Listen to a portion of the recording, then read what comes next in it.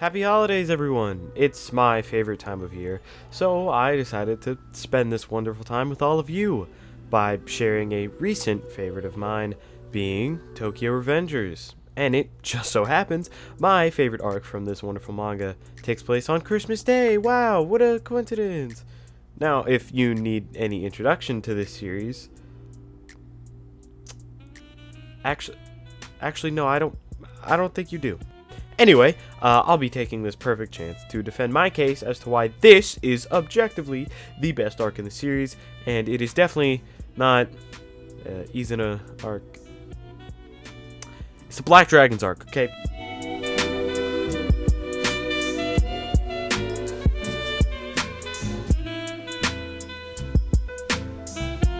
Alright, so I'm gonna waste no time here, and we're just gonna get straight into it.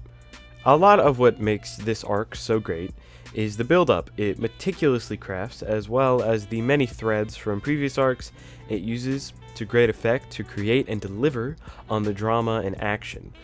Coming right off from the worst future we have ever seen at this point, the stakes are high straight from the get-go, so there's no real need to build it up in that sense. It's a smart technique, as the stakes don't necessarily have to take up time in the story, because we all know that there's a bad future. We know the costs of that, but that in no way means things can't get worse, because they most of the time do.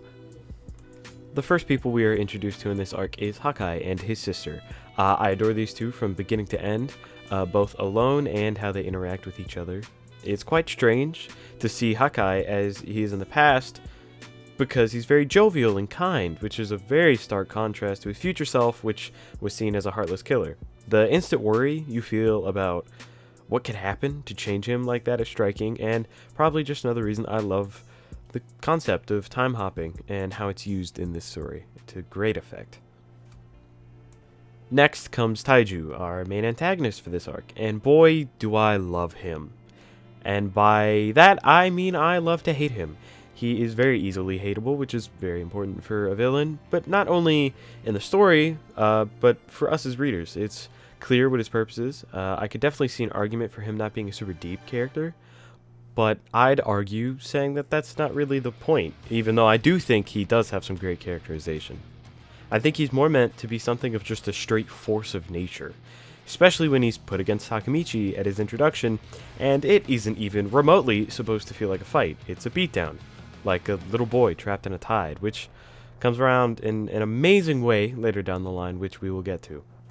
How the conflict is framed around these three siblings and Hakai protecting his sister is really well crafted and put together, and just adds to lift Hakai up and push Taiju down as opposing forces, which doesn't last. After this incident, our main conflict is easily introduced, and Takemichi starts to put together the pieces, and you can really see a difference in how he's acting already.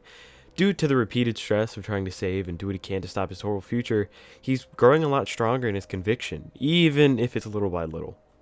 I'll quickly mention the relief of Chifuyu just chilling here, because he ate shit in the future, simply because he is my favorite.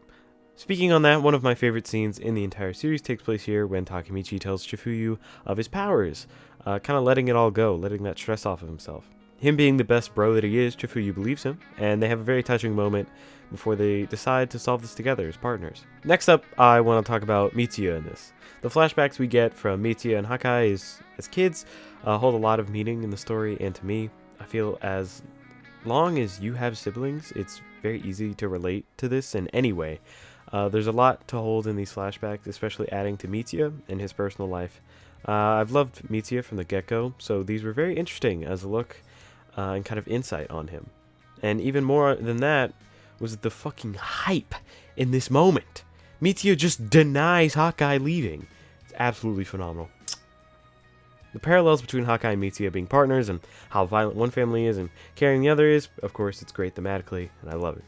The Kisaki and Hanma plotline in this section really threw me for a loop, and a lot of seeds are set for twists and turns down the line, one of the biggest being that Hida and Kisaki know each other, which becomes very important in the next arc, but isn't really important here.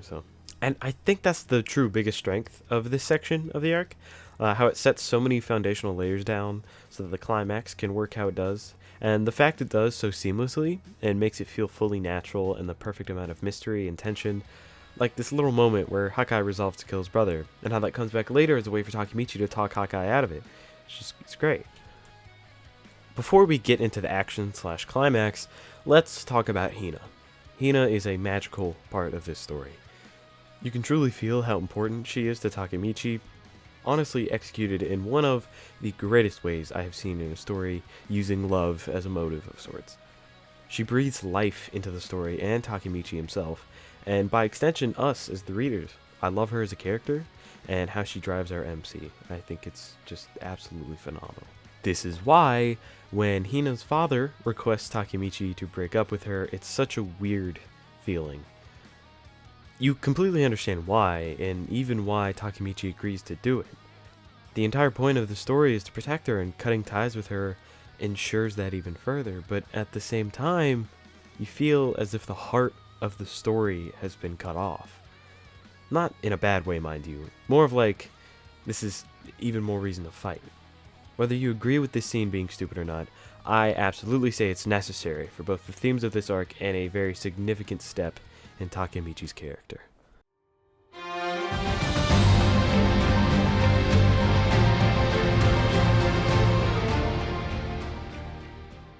Now, it's finally Christmas night, and we start off with a wonderfully thematic and heavy scene between baby Chifuyu and Takemichi. Takemichi taking the baton from Baji as the new leader of the First Division. This just adds further to the weight he carries on his back, but it's good for him.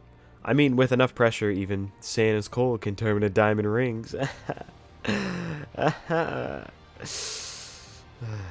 So, of course, Kasaki betrays them. It's perfectly in character for them, but I'd be lying if I say I wasn't surprised. I think this is just due to the fact that it kind of made sense for Kasaki and Hanma to also want to take down Taiju, so it was believable that they'd actually help in at least some kind of way. But it makes even more sense to just take down Takemichi by sending him to his death, basically, because he's the only real obstacle in the way to his plan. But due to this betrayal, it's now Takemichi alone, standing against both Taiju and Hakai, as Hakai won't listen to reason. This is great due to how large the gap is in power between Takemichi and honestly both of them, but before it really goes anywhere, we see Yuzuha come in and stab Taiju, though unsuccessfully due to the kind of purposeful efforts on Takemichi's part. It was in a small way, but Takemichi successfully prevented the murder of Taiju, and now Mitsuya has joined the party! I love Mitsuya so much, and I love the parallels between Mitsuya and Taiju as older brothers, how that reflects the theme of family, and adds so much to Mitsuya, even more than earlier, showing he isn't a perfect brother or son, and that's okay. Like, also just, guys, the fighting throughout this entire section, incredible. Like, this is just so raw. But as soon as they feel there's hope, it is robbed from them again. Mitsuya is taken down by a trick blow and the gang is shaken, but after an incredible moment with Chifuyu and Takemichi raging out and some consolidation with the team, Takemichi decides to create his own hope. However, of course, Hakai and his cowardice get the better of him and he tries to kill Taiju, but Takemichi is there to stop him. This is why Takemichi breaking up with Hina I think was so important. It adds to his resolve and helps him sympathize with Hakai, allows him to make his stand and slap some sense into Hakai. It also is crazy important to him, strengthening himself, hardening his reason for fighting, as you can see to what extents he will go to protect her, and now the emotions are high. With him being so pent up with frustration, it also allows him to push forward and fight. Fight Taiju head on, that is. This is the reason as to why I love this arc so much. This fight, and arc as a whole, is the first time we really see Takemichi become brave, become an immovable force of sorts. The next arc is all about his role as a leader, but this just solidifies my favorite trait of his. He's so tenacious it wins fights. He isn't strong, this isn't some power fantasy type show, so there's no magical power for Takemichi to whip out to defeat Taiju. He, in every sense, should and will lose, but he just goes in anyway. Maybe it's to prove a point to Hakai, maybe to prove something to himself, maybe just for the hell of it, or maybe even all three. But one thing's for certain, this solidified him as an absolute legend and undoubtedly my favorite character. Now, to just geek out at how raw my boy is, do you understand how hard it is to get your shit handed to you on a silver platter and still be the most badass dude in the room? The suspense, the artwork, the build-up and the stakes of Takemichi, and his I'm not gonna lose after being beaten to a bloody pulp. Oh my god. Hawkeye screaming, "You can't change anything," as Takemichi proceeds to change everything, is my favorite thing ever. Chapter 100 is a phenomenal one, and definitely one of my favorites in the entire series. And his finally getting a hit on Taiju, making that big loaf take a knee, is just so cathartic. Now, my favorite panel in the entire arc, and maybe even in the whole series, is this right here. It is the perfect culmination of Takemichi's personal struggles and the themes of the story. The camaraderie in Toman, his love for Hina, and his later drive to save Mikey. It's awe-inspiring how much a simple panel can be so beautiful and hold so much weight in a story. This then leads into the scene that makes Hawkeye such an amazing character in my mind. He admits to everyone his lies, how he was the one being protected this whole time, and he breaks down. But no one gets mad or leaves to let him suffer alone. Instead, everyone comforts him as Toman is a family, and some stupid lie won't tear them apart. And after this, Hawkeye finally comes to his senses after Takemichi forces him to muster all of his courage, and they take on this immovable object together in just an awesome, incredible way. Like, dude, look at this. Come on.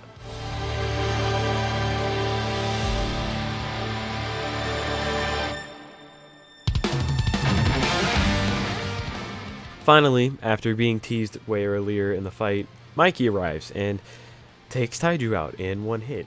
There's some very interesting dialogue here foreshadowing future events, but I'll leave that be.